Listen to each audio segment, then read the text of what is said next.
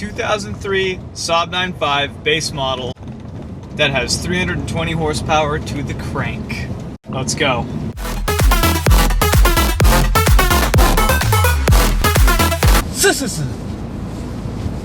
Why is Vermont so frigid?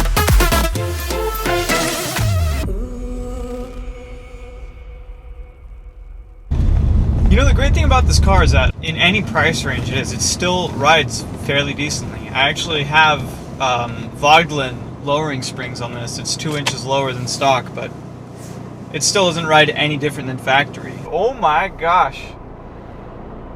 You guys hear that? That guy's bringing kids. Nope. I'm calling Trump.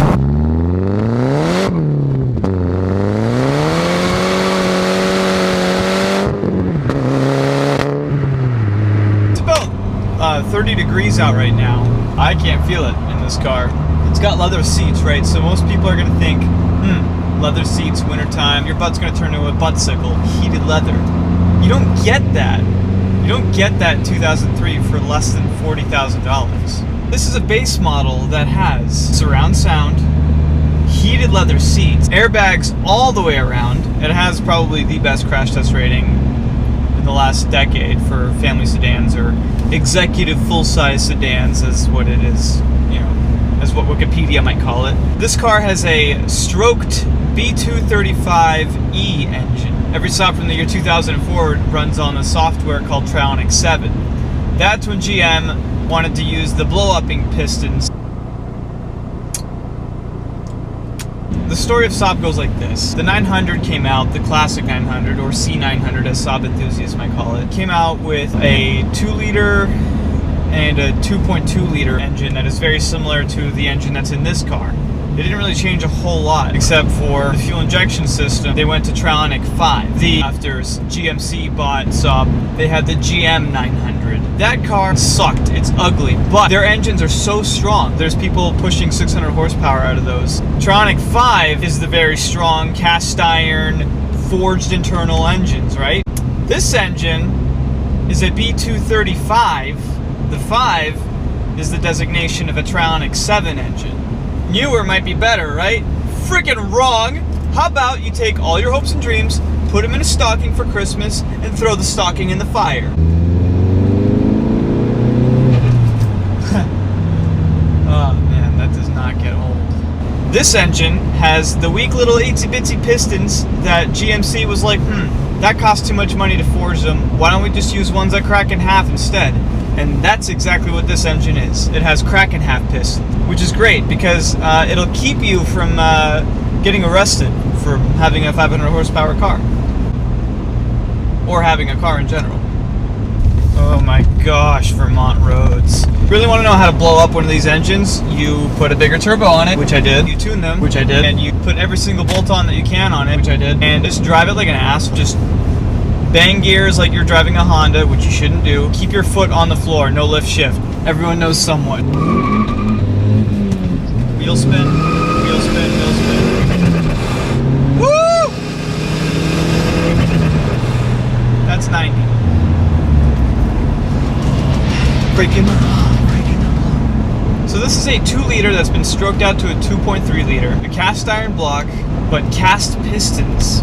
Turbo is a TD04 HL15T with a 7 square centimeter housing from a later 9.5 era. For you Subaru kids, the 16G is similar to this. It's a little bit bigger, but not by a whole lot. These are literally a jet. Just kidding, they're not literally a jet at all. Saab started out as a company called Svenska Aeroplan AB. As you might be able to tell, they made airplanes because they were called Swedish airplane. That's the direct translation. Their cars are modeled after airplanes. The interior of this car has an instrument cluster. It looks like the interior of a 2-seater airplane. It's about as temperamental as one as well. You will have electrical issues with these cars. You will need to outsmart the car. You will need to figure out ways to fix it. There is not a lot of aftermarket support, and you need to just be a better mechanic, which sucks if you used to be a Honda kid. You're not supposed to let yourself be stressed out about these cars. They will have their problems. They're fixable. It's not alien technology. The exterior of these cars, you know, I took a long time to like them, but It's still not what I would consider a handsome vehicle. It's just, you know, it is one of those piece of traffic type of cars. They just blend in. But if you're trying to build a sleeper and you don't want cops to pull you over literally almost ever, buy one of these. Or a turboed Camry, but then you're driving a Camry. Sorry Toyota guys. The interior of this car, I give it, you know, for the age and price range, you know, these cars sold for $35,000 to $40,000 new. The price range, it's a little steep. Then again, watch. Ready? You hear that? That's a solid door. Swedish steel. Made out of recycled Viking axes. The interior is great. Like, everything feels so solid. The leather is thick, and it just feels like it's made out of quality. Like someone cared about this car lasting longer than the owners themselves. I feel like, at least for the actual chassis of the vehicle itself, I give it a 7.5 out of 10. It still has a tape player, which I guess were still relevant in the year 2003. It had great visors for both side and front view. You could use two at once. Heated leather seats, a lumbar support. These cars are amazing for road trips because you could just sit back and just chill. It's like a living room couch. The dashboard, although it is rubberized faux leather, they did a very good job at making it look high-end. It has flowing lines. They're beautiful. The wood on the dashboard is this black dark sauna wood, which is a rare factory option, which I actually prefer more than the Aero's aluminum dash insert.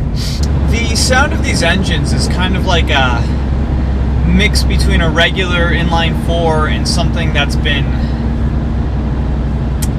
kind of, you know, reminiscent of like Volkswagen, reluctantly I would say. You know, it has a little bit of a burble to it.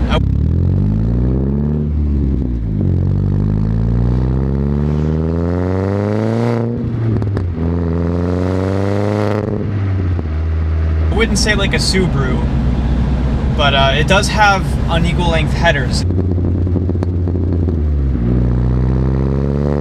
It's a log style manifold, but the turbo is off to one side of it, so it does have a little bit of an offset there.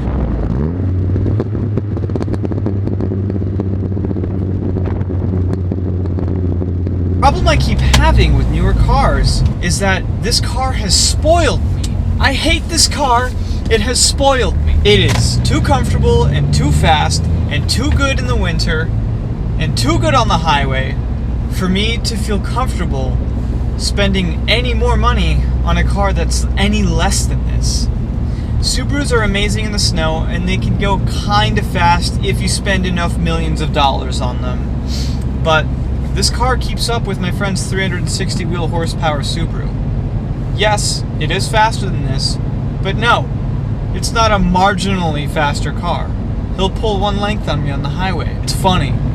Mercedes might be the only thing I can compete with this car. These cars are very competitive to people buying Mercedes. It's the same demographic. Executive full-size sedans that are leather, heated, luxury, and fast on the highway. They're made to cruise and cruise very fast. You want to sit doing 100 miles per hour on the highway for a long time? This car. You want to do it again in a newer car? Mercedes. See, the way one of my close friends says it is that if you want a sports car with luxury, buy a BMW. If you want a luxury car that's sporty, buy a Mercedes. If there was such thing as a all-wheel drive Saab 9.5 of this generation, I don't think there would be a better car for the money. These cars can come in as low as $600 for a decent example.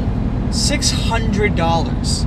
I built this car all in for $5,000, and it beats STIs, it beats 350Zs, it beats all of those fast factory cars. So it's not what I would consider a fast car, but it's definitely not a slouch.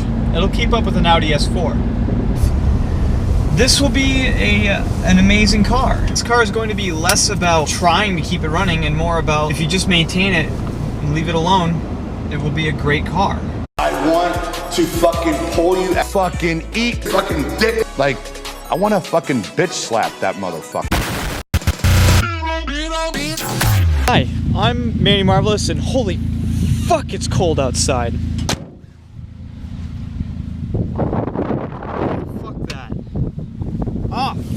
Fuck that.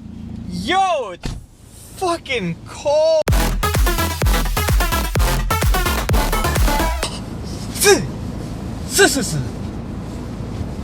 Why is Vermont so frigid? The air hurts. If you're thinking of moving to Vermont, just don't.